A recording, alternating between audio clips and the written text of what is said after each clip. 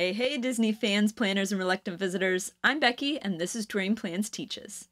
Do you care about going when it's rainy or ridiculously hot? Would you rather go when it's cooler? Things like that. We'll also talk about crowds. When are the crowds descending upon? And finally, we'll talk about all the special events that you might want to catch at Disney World, like going to Disney for Christmas or Halloween or a marathon weekend. Maybe you want to avoid that last one if you don't like running. So let's dive in and figure out which months are special at Disney. For each month in the year, we're going to take a look left, you'll see the average temperatures. So if we're in January, the average high is about 72 degrees and the average low is 51 degrees. That means things can get pretty chilly in January. This is the coolest month on average, and that average low of 40s. So this is the month of the year where you actually have to pack sweatshirts and jackets in order to go to Disney World, which is a pretty weird thought. We'll also see information about ponchos with you, whether you're going to be dodging hurricanes. So in January, 2.4 inches on average for the whole month. This isn't a lot of rain. It's on the really high, above average, really low, around that average. And then we'll be able to capture some of those overall trends without getting really specific about the numbers. So January actually has pretty above average crowds. It's the third highest month out of all 12. And that's because we have the end of Christmas break. So anytime kids are off school, Disney's going to be crowded. So at the end of those winter breaks, people are still going to Disney. We also have a long weekend, MLK Day, and people are going then too. We also see that there's a special event every January, and that's the Walt Disney World Marathon. This is a big deal, and Disney's good at putting these Run Disney events on weekends that would otherwise be uncrowded to help draw people back into the parks. So now these event weekends are also very crowded, and they can impact how you get to parks, the touring hours at the parks, especially things like walking around Epcot while a marathon is finishing up is not a pleasant experience. I've been through it. So that's another event that makes things crowded. But the off times in January can be okay. There just aren't many of them. And in the bottom right-hand corner, we're going to see the Epcot festivals. There is one of these during every month. There's always a festival at Epcot. And so in January, we have the Festival of the Arts at Epcot. This is where you can see artists along many pathways. There are special food booths because always there are. You can typically paint by number on a big crowdsourced painting. Lots of cool things to do for Festival of the Arts. Now let's move on to February and see how it compares.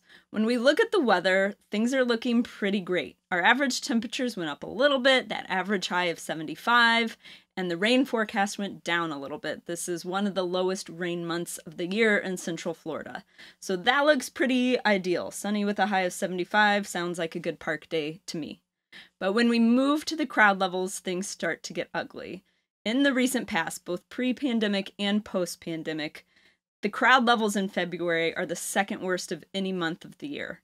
This is due to a combination of factors. First, you've got President's Day weekend. So again, long weekend, people are going to come to Disney, take advantage of that time to take their vacation.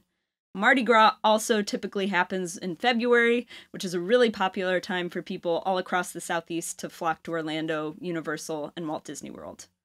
Plus, we've got about a month under our belts since schools went back in session since winter break. People are more willing to break their kids out of school than they are right at the beginning of the semester and take them for that full week instead of just the long weekend. And then, during the one weekend that was usually a low time, Disney cleverly stuffed in the Princess Half Marathon, so now there's no way to avoid any of those crowds. You're going to have crowds on pretty much any weekend in February. This is actually a pretty recent trend. As recent as a few years ago, winter used to be downtime at Disney World. There would be few crowds. People didn't want to go in the winter. So if you're working on some old advice from friends, they might tell you that winter's a great time to go, but you're actually going to experience the heaviest crowds of the year during this time. At least the weather will be nice. And again, you'll have Festival of the Arts at Epcot if you like the art, the food, the entertainment available there. And now we've got March. Again, our weather is trending to be pretty okay. We've got a high of 79. That's not going to be miserable on most days, and still not much rain. But our crowd levels are not trending well. March has the highest average crowds out of any month of the year. And that's because we're right in peak spring break season. And those spring breaks fall in all different weeks throughout March. Sometimes you've got Easter falling in March as well, but we'll cover that in April because it's more often in April. And so there's tons of families in the parks, tons of people that are taking advantage of that time off of school, and you're really, really, really going to want to avoid March if crowds aren't your thing. The one nice part about March is that Epcot Flower and Garden Festival kicks off. So if you enjoy those springtime vibes, love seeing all of the flowers and the topiaries throughout Epcot, that's your time to go. As we move along into late spring, into April, our weather starts getting a little worse. Rain still isn't bad, but our average temperature has gone up into the 80s now. So you're going to want to think about cooling off in the middle of those sunny days, especially at places like Epcot with a lot of asphalt and not a lot of shade. But the good news here is that our crowds are starting to decrease. So most spring breaks have gotten over by April. Easter might be in April, and so you'll see that there are some special events throughout the parks for Easter. Typically, these are relegated to an Easter egg hunt in Epcot, which is a paid thing. You get a little prize if you find them all, and decorated Easter eggs in some of the deluxe resorts and other places around the property. Those are actually pretty cool if you go and see them. I don't know that I would plan a whole trip around this, though. But if you're wanting a springtime visit to Walt Disney World, including that Flower and Garden Festival, April's a much better choice than March because there are so many fewer people around and the weather isn't that bad. So this is sort of that sweet spot if you're looking to go in springtime. Now we're getting into that spring to summer transition, and May is a really pivotal month for this. We're starting to see a little bit more rain in the forecast and temperatures that are a lot hotter. For some people, we're already bordering on the I'm so sweaty I can't enjoy my vacation temperatures. But May is also the story of two different crowd levels. Early in the month, you're at the end of the school year, and people aren't taking their kids out of school. They've got finals, they've got end of year parties, they don't want their kids to miss that.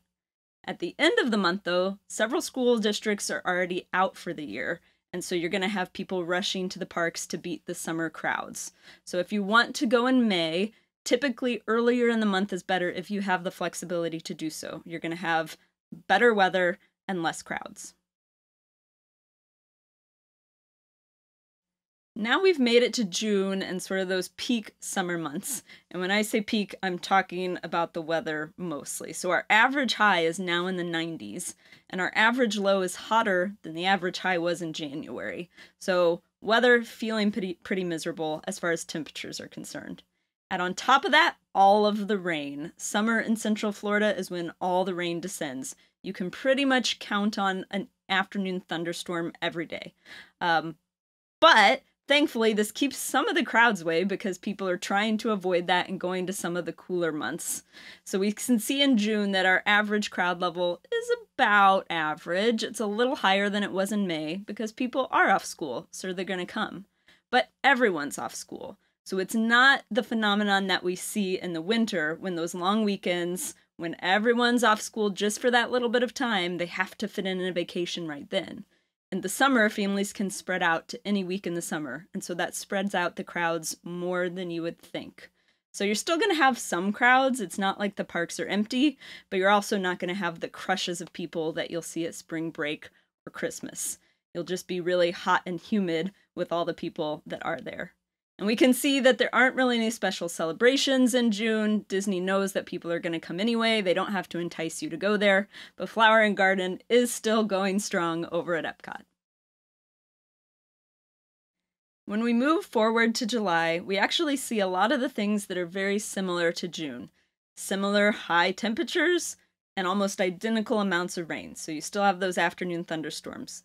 The good thing about those thunderstorms is they tend to make people want to leave the parks, so after they're done, you might be able to get in a few lines that would be shorter than they otherwise would be.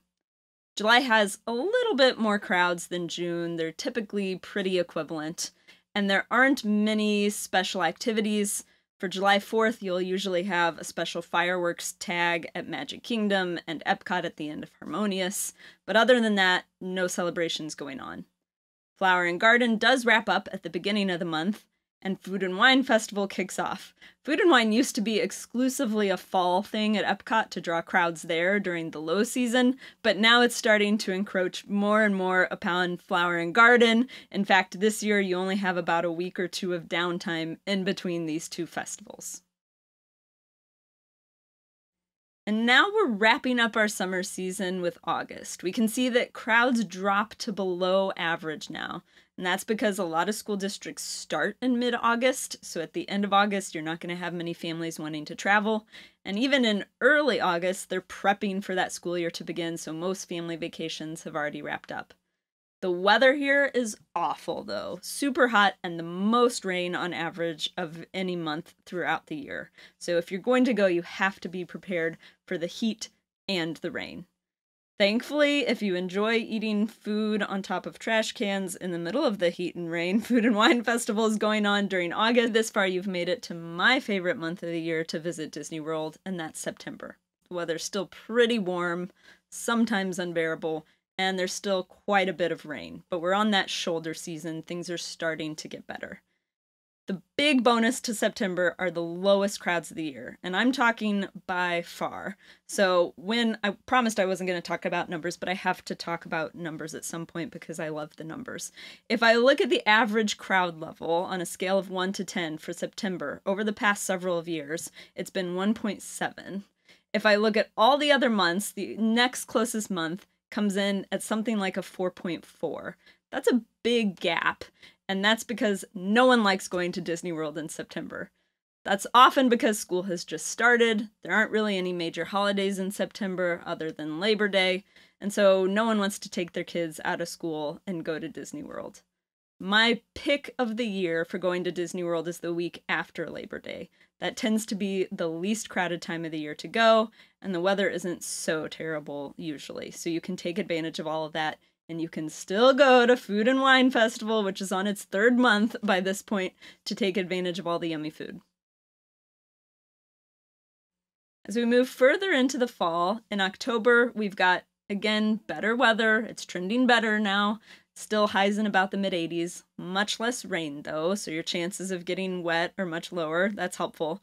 And the crowds pick up compared to September, but still they're below average. They're not your spring or winter types of crowds.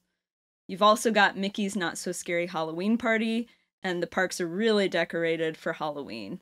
Spoiler alert though, Mickey's Not So Scary Halloween Party has dates starting in late August, so if this is what's important to you, you can go in September and still get the Halloween feel and the lower crowds, but maybe some rain. So those are some choices to make. And we've still got Food and Wine Festival going on at Epcot, and I'm going to get to say that for one more month. As we move forward into November, things are looking pretty ideal from a weather standpoint. We've got very little rain. This is the lowest average rainfall for any month in the year. And our temperatures are looking much nicer. We're at least in the 70s for our average highs now, not the 80s or 90s. But our crowds don't look as great. They're moving back upwards again. This is interesting and another recent trend. When I was a kid visiting Disney growing up, we would typically go the week of Thanksgiving. And it had really low crowds. Apparently no one wants to skip that holiday with their family and miss all the football games and the turkey. But now, everyone goes during Thanksgiving week, and it's one of the most crowded weeks of the year. Plus, you have Veterans Day earlier in the month, and again, those long weekends are popular with families with school-age kids, so they're flocking to Disney World then. Plus, Disney got smart, and they knew November was a lull, so they added one of these Run Disney events, the Wine and Dine. This takes advantage of being concurrent with Food and Wine Festival, which, yes, is still going on until late in November. Finally, late in November, Epcot will make the switch from Food and Wine Festival to Festival of the Holidays, where you can see people from various countries in the pavilions around the World Showcase talking about their holiday traditions, and still get special food in the booths all around the park. We've almost made it to the end of the year here with December. In December, you're not going to have much rain, and the temperatures are going to be way cooled back down again. So that average of 75, the lows aren't quite as low as they are in January, typically though. We can see we're back to above average crowds. And December is another one of those months that's sort of split. People aren't taking their kids out of school right there at the end of the semester. But the last half of December is nasty. That week between Christmas and New Year's is typically the most crowded week out of the year. Very popular to go to Disney for the holidays, which you can see here. There are parties to be had at Magic Kingdom, special parades, special fireworks, shows. We've got the storytellers at Epcot for the Festival of the Holidays, and of course Christmas trees and decorations at all of the resorts, Disney Springs, and the parks. Really magical time of the year to go, but also you're going to be paying for it with all those crowds. Now that we've talked about all of the months from this high level, I want to demonstrate one tool on touring plans that can help you even further, because these trends can change, and that's the crowd calendar. So let's walk through that together. So now I've taken us to the Disney World crowd calendar on touringplans.com. We have other versions of this for Disneyland and Universal, but we're talking about Disney World today, so I'm going to demonstrate what information you can see here so that if trends change in the future, you have the real-time data to make your own decisions, which is what Touring Plans teaches is all about. If we scroll down, we start to see the crowd calendar. So I can see the day I'm recording this today, as well as several days into the future, and because I'm a subscriber, I get the whole next year of data available to me. Let's scroll down and we'll say that this video is releasing on Friday, so we want to look at some information about the parks on Friday. First, I get this crowd level, and that's a number from 1 to 10. So I was avoiding these numbers talking about overall trends for a month, because for a month it's hard to put an average when it can change so quickly from day to day. So for July 1st, the overall Walt Disney World crowd level is a 5. So this is completely average. The exact number doesn't matter quite as much as the ish number, right? So a 5 is average. If I scroll down to July 5th, an 8 is pretty high. So those differences I'm calling impactful. A 5 to a 4, not as big of a deal. I have even more information on this crowd calendar though. I can get information about whether park reservations are available. Red means they're not, green means they are. I can get information about when the parks are open, the specific crowd levels expected at each park and not the resort as a whole. I also get information about park ticket prices and some of those special events that we were talking about. So I can see that it's Independence Day, that there are some extended evening theme park hours at Epcot, and that Flower and Garden Festival is happening. So all at once I can look forward into the future and get an idea of what's going on in the parks and how that might impact whether I want to go during that time or not. So let's take a look further into the future than this week, because that's not going to be that helpful, to see how I might use this to make vacation decisions. The first time I'm going to scroll to, we're going to avoid the fact that I'm actually going in July. I typically don't do that. But if I scroll to my favorite time to visit, the week after Labor Day. Crowd calendar makes this really easy to do. It tells me when Labor Day is. Hooray. So Labor Day is on Monday, September 5th. That's a busy day at the parks. There's a Halloween party. We know those happen starting in late August. Food and Wine Festival is still going on because of course, and there are extended evening theme park hours at Epcot. Other than that, we can see this, that crowd levels are really, really low. So 1 is the lowest possible amount. Theme park tickets are also really, really low. Disney knows this. They're going to charge you more for going at times that are crowded in order to help distribute those crowds. So Disney's trying to encourage me to go that week after Labor Day because tickets are so cheap. I can also see that all the theme park reservations are still available. This isn't that much of a surprise, several months in advance, and I can get a rough idea of those park hours, understanding that they're currently estimates.